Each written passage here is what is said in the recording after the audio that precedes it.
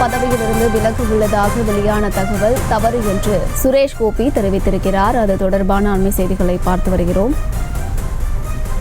மத்திய அமைச்சர் பதவி குறித்து தமது பேச்சு தவறாக புரிந்து கொண்டதாகவும் அவர் விளக்கம் அளித்திருக்கிறார். மத்திய அமைச்சர் பதவி குறித்து எனது பேச்சு தவறாக புரிந்து கொள்ளப்பட்டதாக சுரேஷ் கோபி விளக்கம் அளித்திருக்கிறார். மத்திய அமைச்சர் பதவியிலிருந்து விலகுவதாக வெளியான தகவல் தவறு என்று சுரேஷ் கோபி தெரிவித்திருக்கிறார். அது தொடர்பான அண்மை செய்திகளை பார்த்து வருகிறோம்.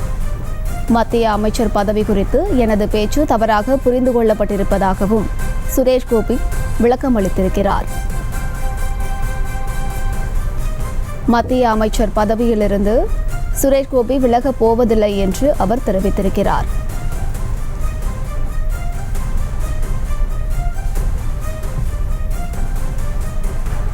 சுரேஷ் கோபி பதவி விலக உள்ளதாக அனுமானத்தின் அடிப்படையில் தகவல் என்று தற்போது தகவலானது வெளியாகியிருக்கிறது. அது தொடர்பான அண்மை செய்திகளை பார்த்து வருகிறோம்.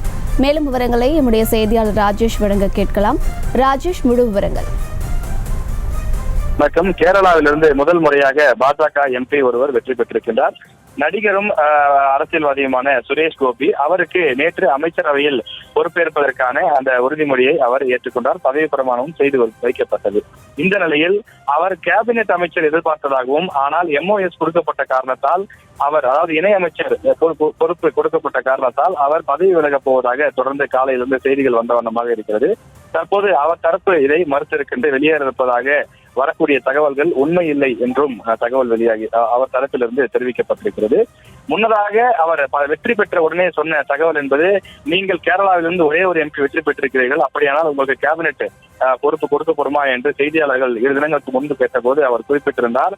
கேரளாவிலிருந்து நான் ஒருவன் மட்டும்தான் வெற்றி பெற்றிருக்கிறேன், எனவே கட்டாயம் நான் அமைச்சரவையில் இடம்பெறுவேன். நான் கேரளாவுக்கு மட்டுமில்லாமல் அண்டை மாநிலமாக இருக்கக்கூடிய ஒரு MPக்கள் கூட ஜெயிக்கவில்லை என்றாலும் தமிழ்நாட்டிற்கும் சேர்ந்து நான் குரல் கொடுப்பேன் என்ற வகையில் அவர் பேசியிருந்தார். இந்த நிலையில் நேற்று அமைச்சராக பதவி பிரமாணமும் எடுத்துக்கொண்ட நிலையில் அவர் இன்று ராஜினாமா செய்ய போவதாக தகவல்கள் வெளிவந்த வண்ணமாக இருந்தது. இதற்கு அவர் தரப்பில் இருக்கக்கூடியவர்கள் மறுப்பு தெரிவித்திருக்கிறார்கள். அவர் தொடர்ந்து அமைச்சரவையில் செயல்படுவார் என தெரிவித்திருக்கிறார்கள். செய்திகளை உடனுக்குடனும் துல்லியமாகவும் தெரிந்து கொள்ள சப்ஸ்கிரைப் பண்ணுங்க.